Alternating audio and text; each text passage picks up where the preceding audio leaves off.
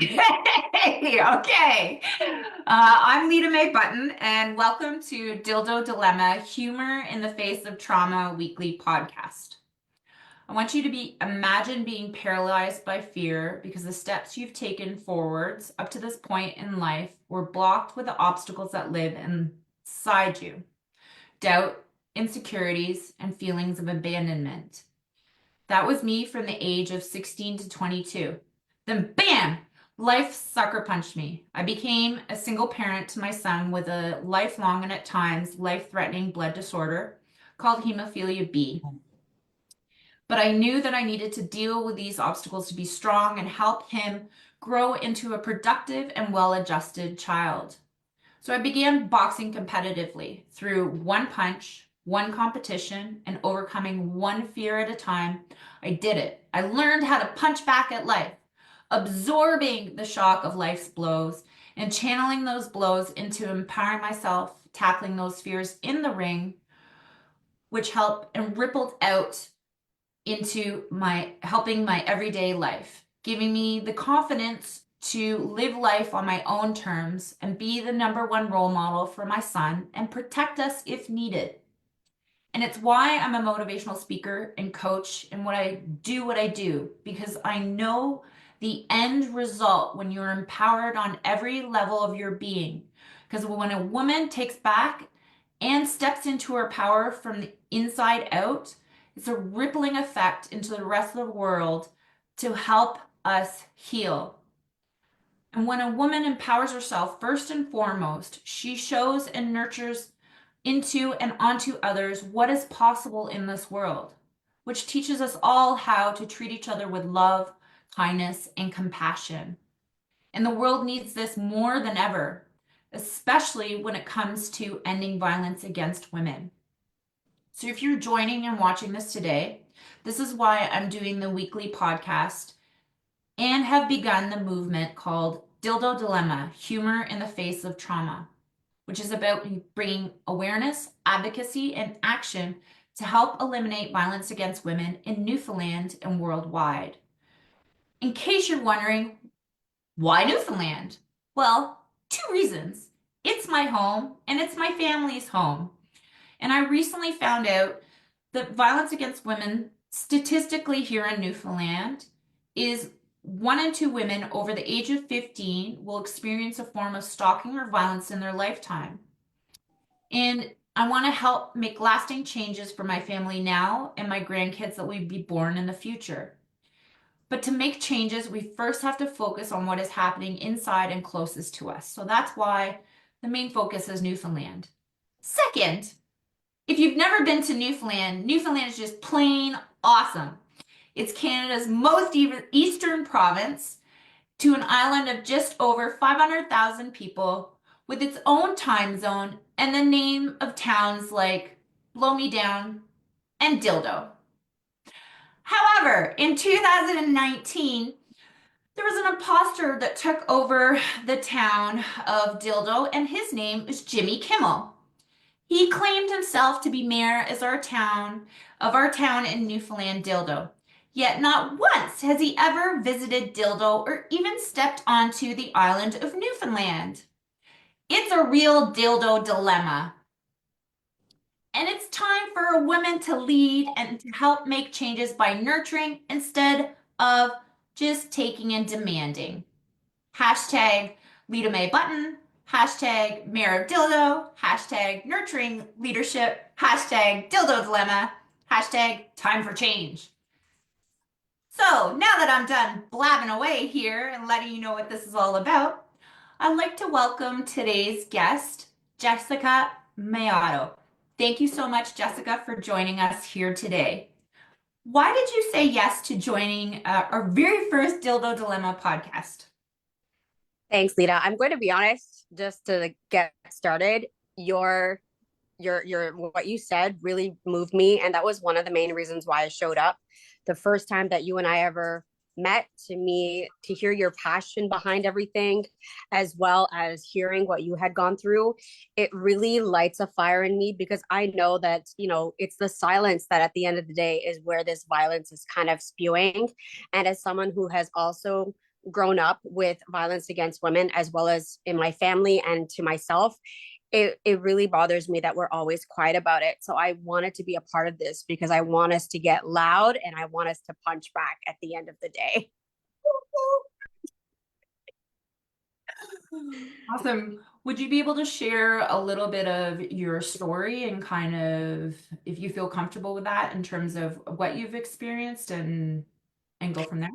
So my family of origin really holds men in high regard, and just like Jimmy Kimmel, like who the hell are you to at the end of the day claim this? But it's just part of the culture that a man is entitled to have his moods and have his outbursts, and women were just we were considered rebellious if we spoke up for ourselves or defended anyone.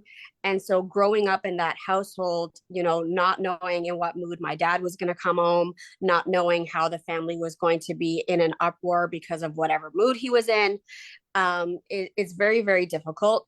And also to hear other family members kind of talk about it in hushed tones, it's like, okay, why are we not saying more about it? So growing up from, let's say, the age of 9 to about in my teens, it was just always I never knew what was going to happen when I got home. That was my dog, if I know. anybody heard that. Little Frenchie's there keeping her comfy. Really bad timing, Shasha. Thank you.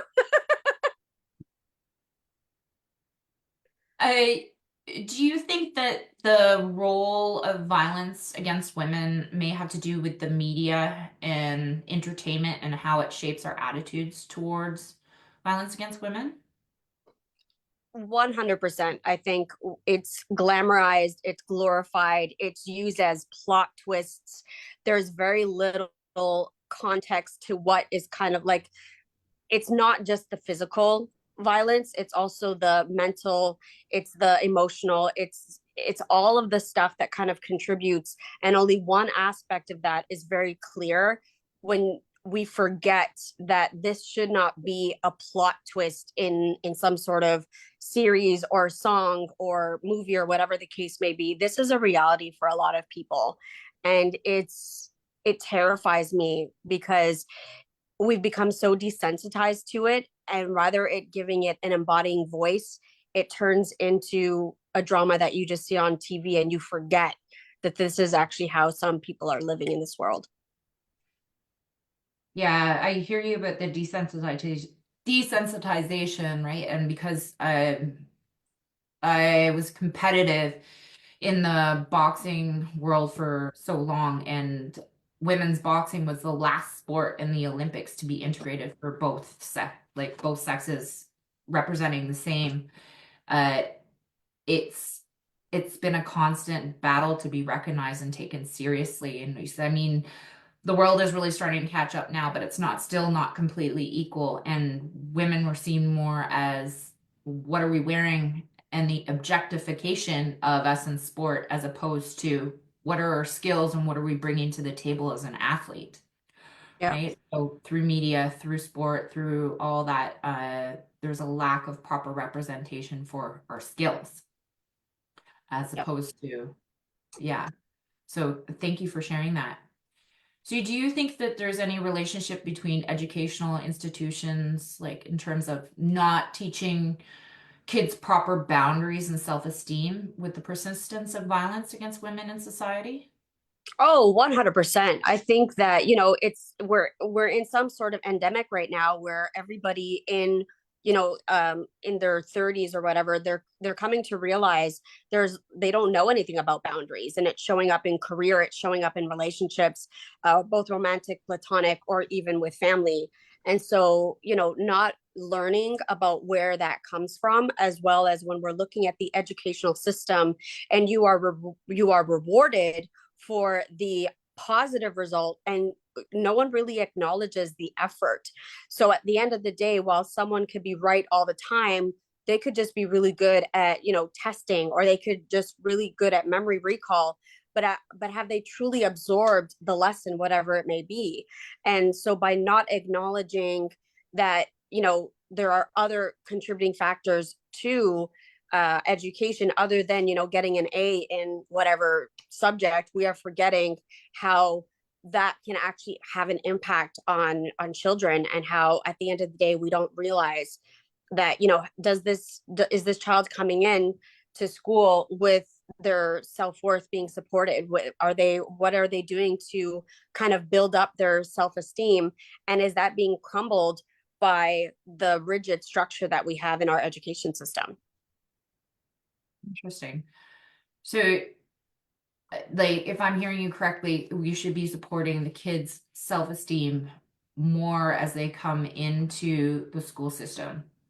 I mean, I think it's kind of everything in between. But if you have parents who don't know how to do that, then the education system should not just be solely focused on whether the grade that you bring to the table. It's how are you feeling every single day, and how can we nurture and internalize that internal validation, that internal self-esteem.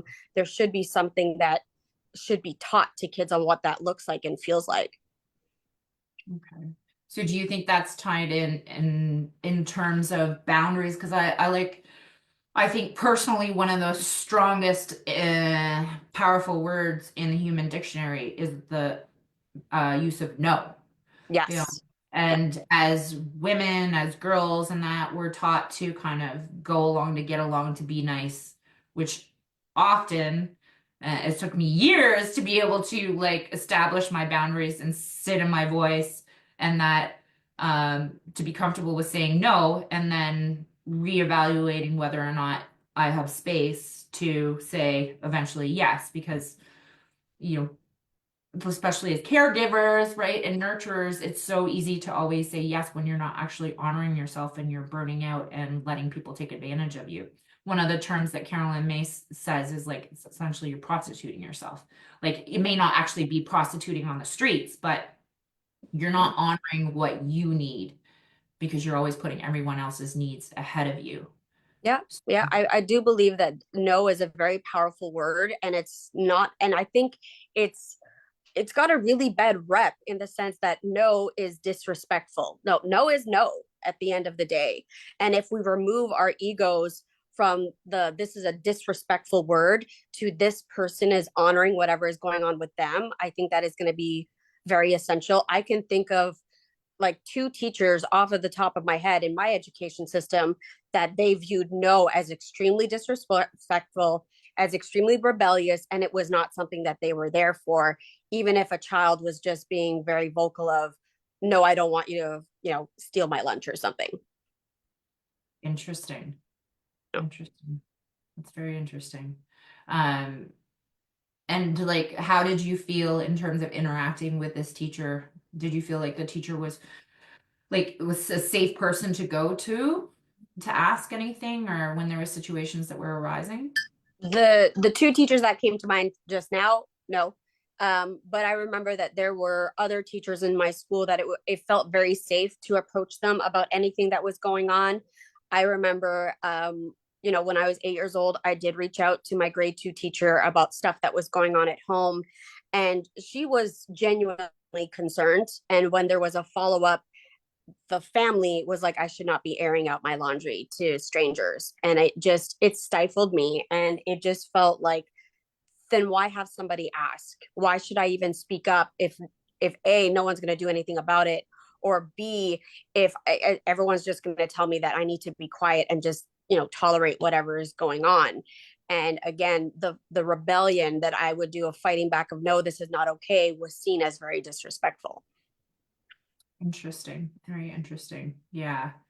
Uh, Again, I think like hearing that, it definitely comes down to honoring boundaries, and then especially with kids. And this is something that I've taught my son growing up, uh, because of personal situation that I have had happen to me, is that, you know, there are certain things that happen that are appropriate when you're little, and then there's certain things that happen that are not appropriate, and it's very important to understand and know what is appropriate for you as a kid, like dealing with a doctor, dealing with like family members.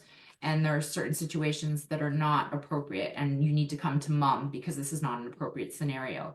but teaching a kid what is appropriate boundaries at such a young age when they may not understand will help mitigate those situations that could potentially happen in like school environments, right?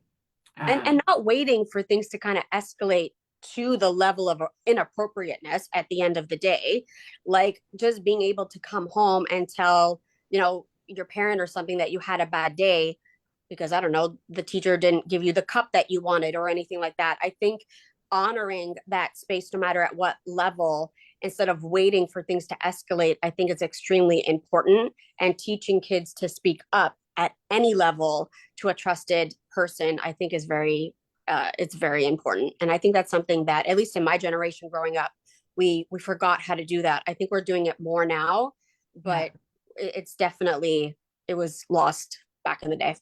Yeah.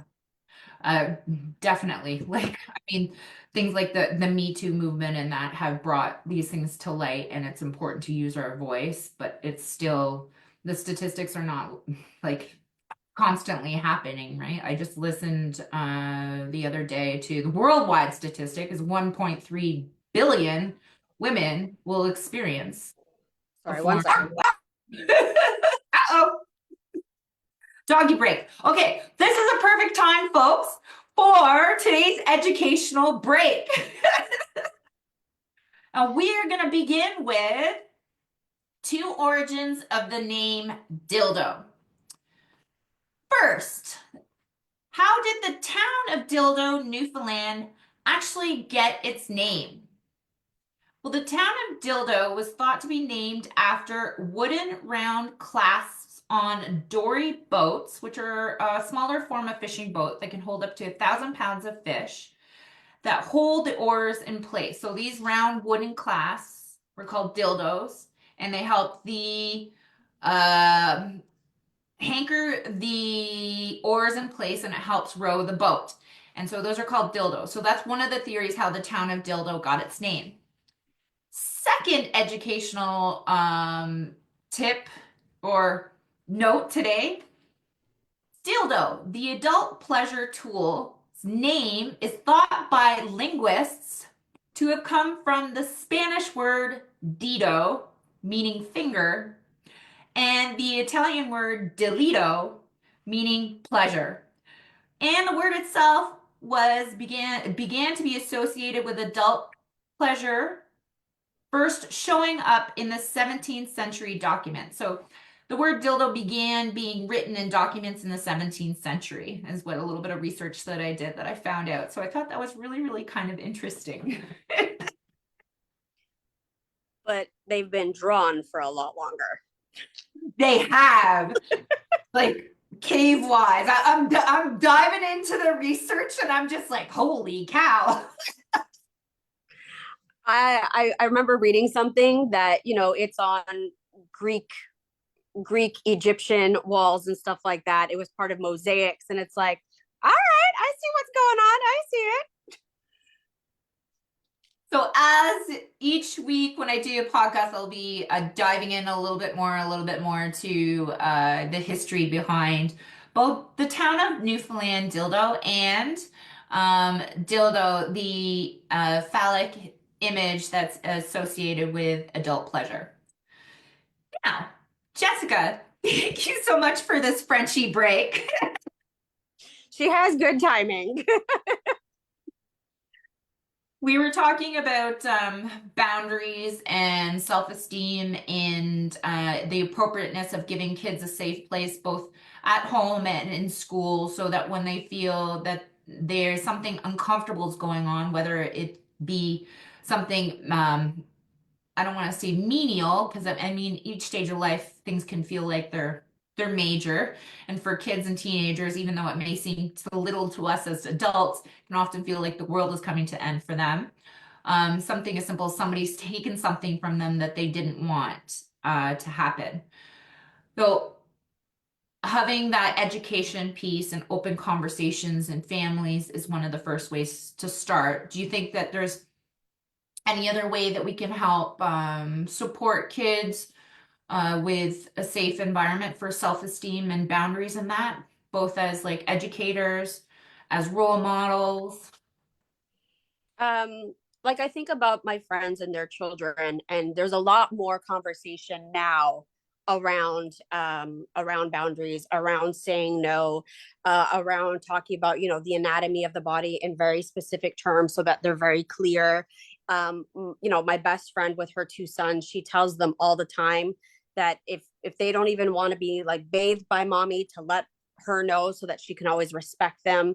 I think also there has to be a lot of, I know it's very uncomfortable for a lot of people, but you know, recognizing that this is life, and if whether it's a teacher or a grown up, and just asking questions like, how are you doing? Do you want to talk to mommy or daddy? You know, asking those questions of, you know, can I gently invade your space right now, and for us to have a conversation. And if a child says no, like, I don't want to hug, I don't want to talk, respecting those, and instead of trying to force it out. Another one of my friends, they have a daughter, and somebody went up to her and she's like, can I get a hug? And she's like, no.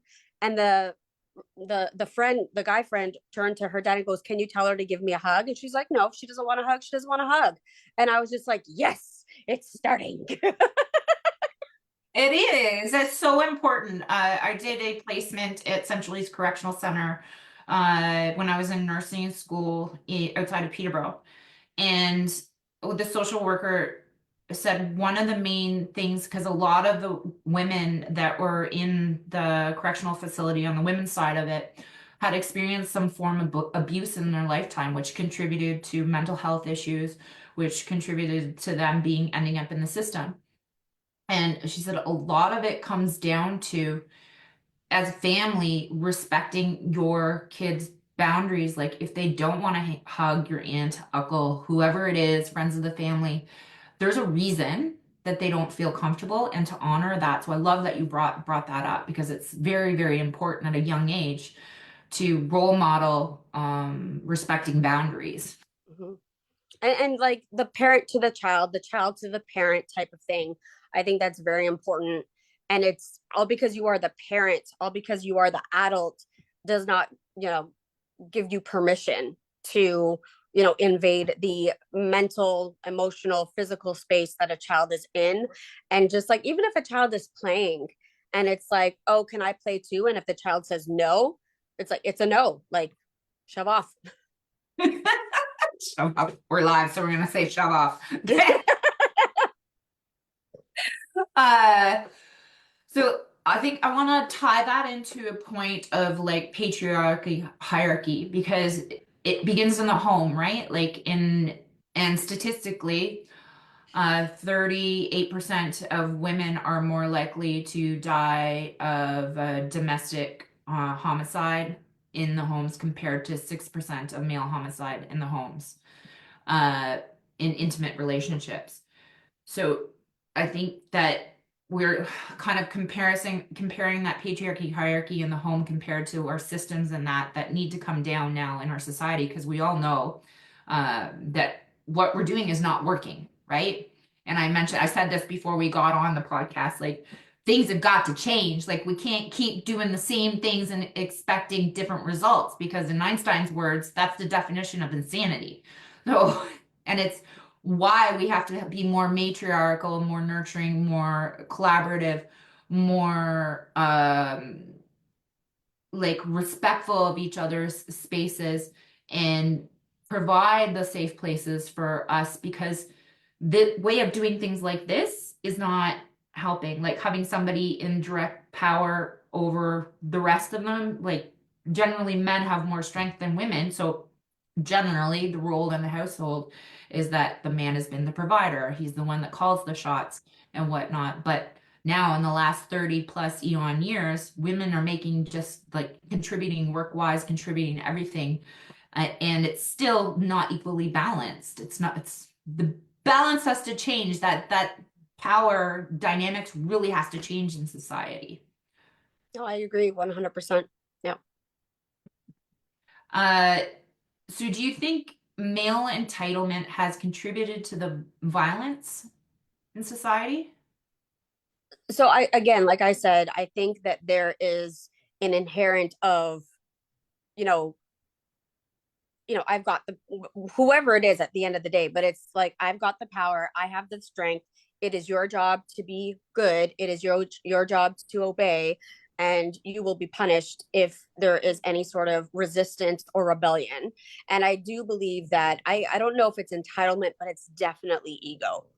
Yeah. Definitely ego in the sense of believing that this is what is theirs, this is what they have the right to have. And it's like, no, like, can we please calm down? With one swift kick you go just as fast as I do. Right.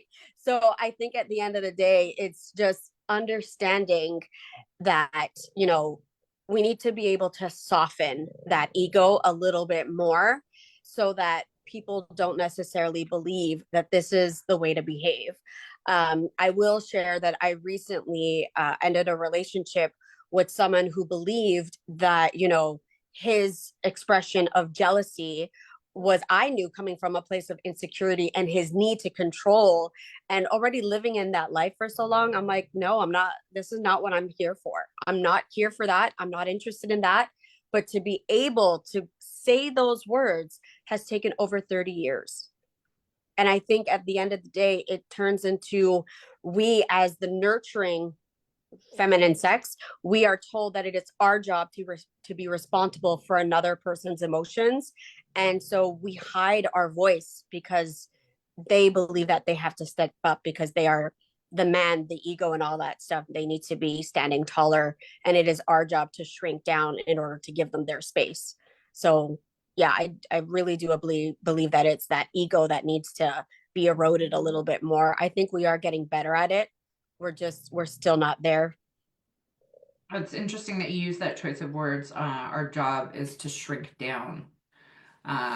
Because I mean, it's even in the systems, like I'm going to come back to the systems, my point of the systems, but it's like anybody in a position of any kind of power and who doesn't respect or acknowledge or understand how that power can impact other people, will often kind of push down. So we do have over the eons, like softened our voice or not stood up or not spoke out for ourselves because we've gotten labels, where with the B word, I'm not going to say it live, but right? Or we're being hysterical.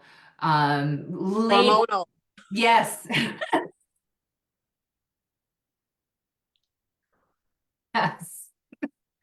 But in the reality of it is we're not the ones that are being violent, right? So speaking up, talking about, creating awareness, taking action, first and foremost, action within ourselves to make those changes, and to state when something's not comfortable to us will help others respect our boundaries. And again, I believe truly having that rippling effect out everywhere else. But um, recognizing when our voice is small and standing in our power and saying when something makes us uncomfortable definitely helps us no longer shrink. And I think we're really starting and hopefully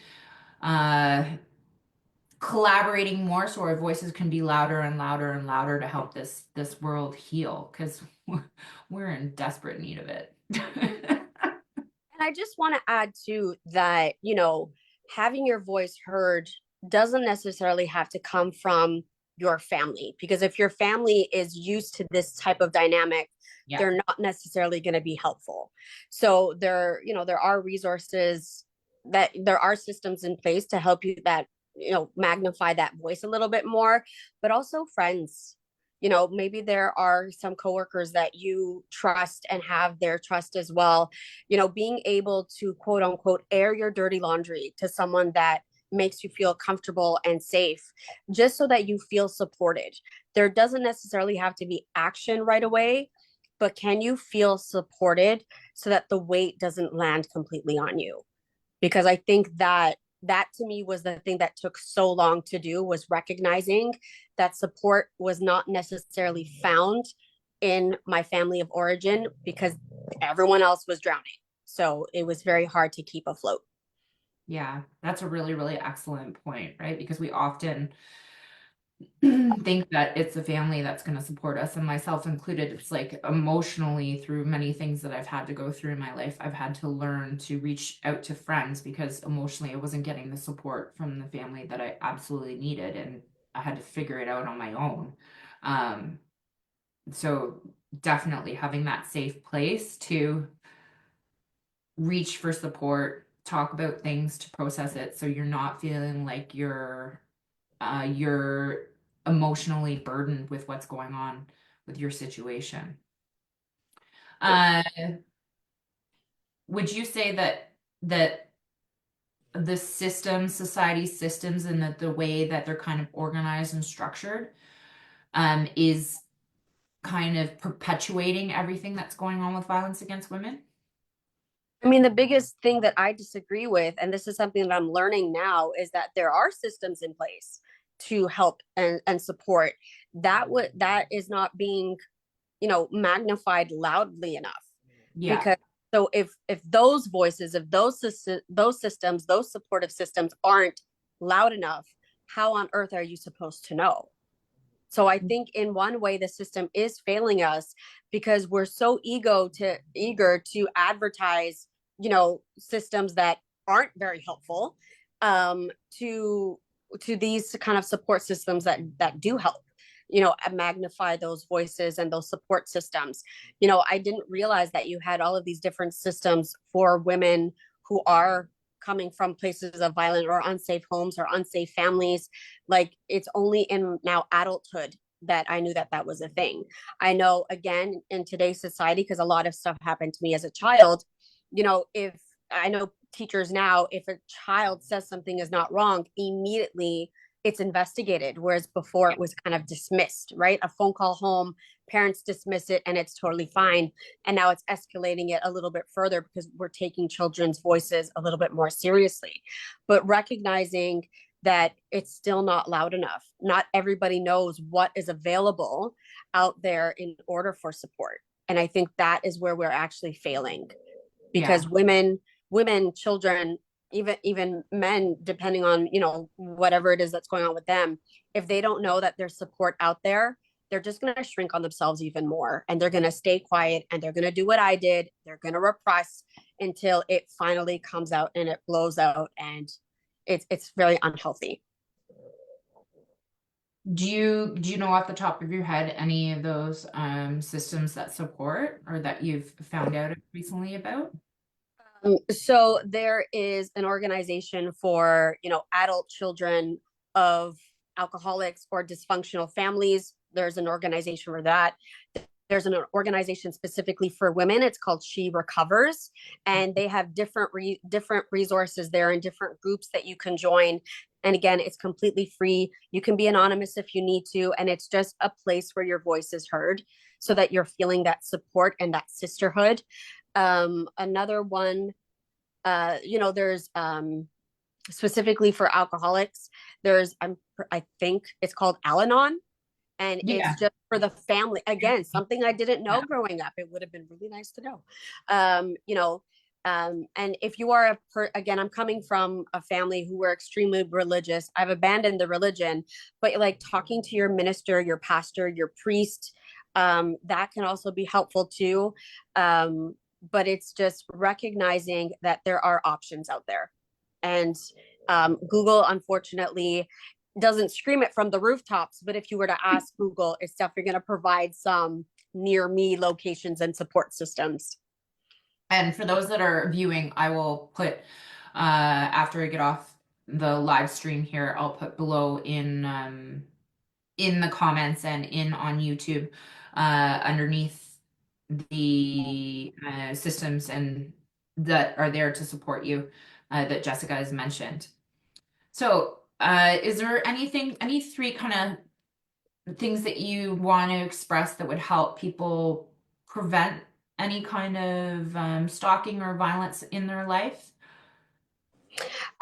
So my story comes more from violence at home. So for me, it's don't let their limitations stop you from speaking up. Be as loud as you can be. Tell everyone and anything. Do not worry about the adults around you, your family members around you, because you are doing something right by speaking up. Um, with respect to, like, I found in my own world, kind of similar to your thing, working out and getting stronger in my body helped me gain the confidence to start kind of holding myself a different way. So I'm only 5 feet tall, 152 centimeters tall, 100 pounds soaking wet. I'm like the ideal target with a lot of situations. But because I hold myself very, very differently, I know that I'm going to be okay. And also be mindful of your surroundings. Your feminine intuition is one of the most powerful things out there. When you feel, the hair at the back of your neck raise up, when you feel a little inclination of something's not feeling right, lean into that. Listen to that intuition, because it is the primal part of you that is telling you something is not okay. Do something about it. And that to me is one of the most important things, because I wish somebody had told me to Yeah. listen to those parts, that it was very important to do so, and to just being reminded to speak up, because I'm a very shy person. It's not necessarily coming off right now, but I am very shy. But when it comes to like stepping in when something is not right, I am the biggest, loudest person in the room, and my mama bear instincts just come sticking out of, no, this is not okay. um and so, yeah, I think we need more people speaking up, being loud for themselves as well as for other people.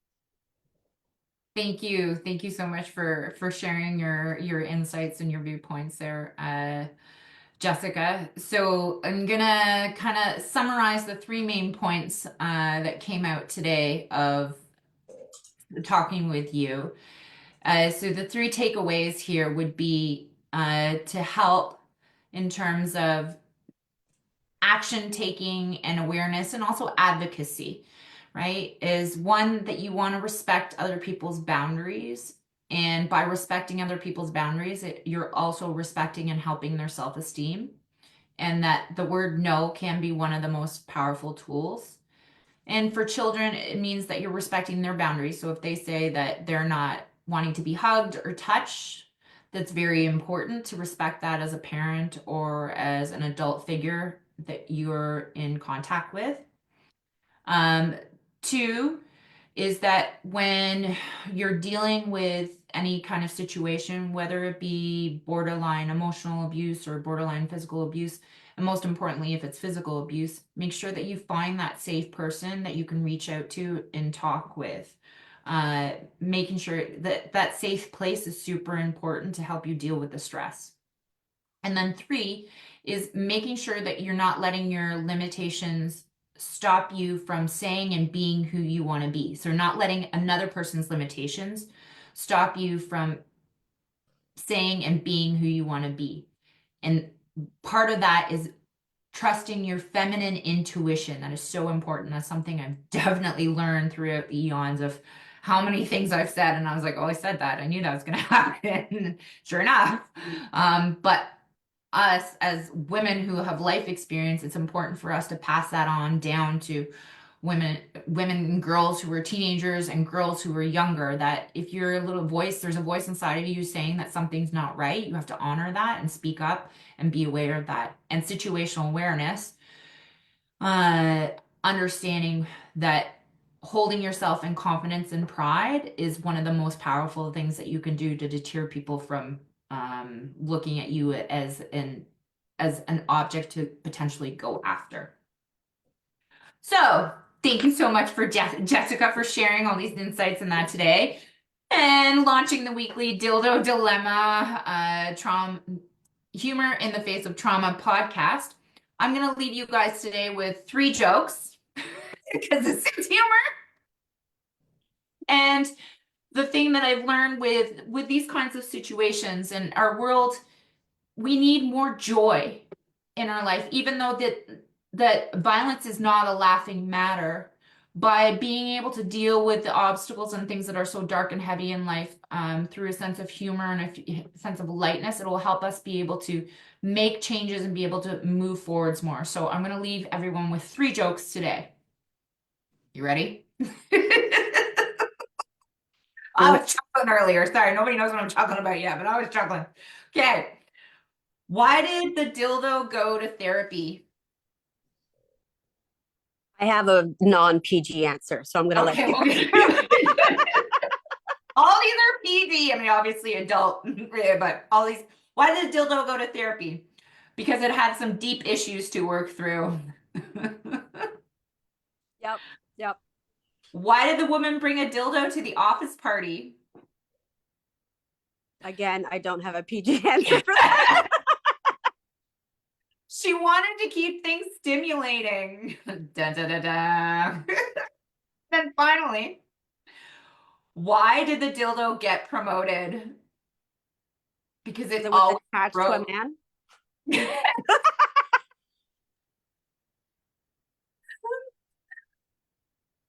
Because it always rose to the occasion. Wah, wah, wah. No, that's a good one. That's a good one. So, if you're tuning in today, thank you so much for tuning in. Most Fridays, I'll be having a live weekly podcast. And if you're wanting the podcast to go straight to your inbox so you never miss anything, make sure you sign up at litamaebutton.com to my newsletter. And remember, everyone, health is your wealth, movement is medicine, and boxing saves lives. And with humor, we can have and help stop the face of trauma. So thank you so much, Jessica, again for being my guest here today. Okay. Absolutely my pleasure. Thank you so much. You're welcome. Have a great weekend, everyone.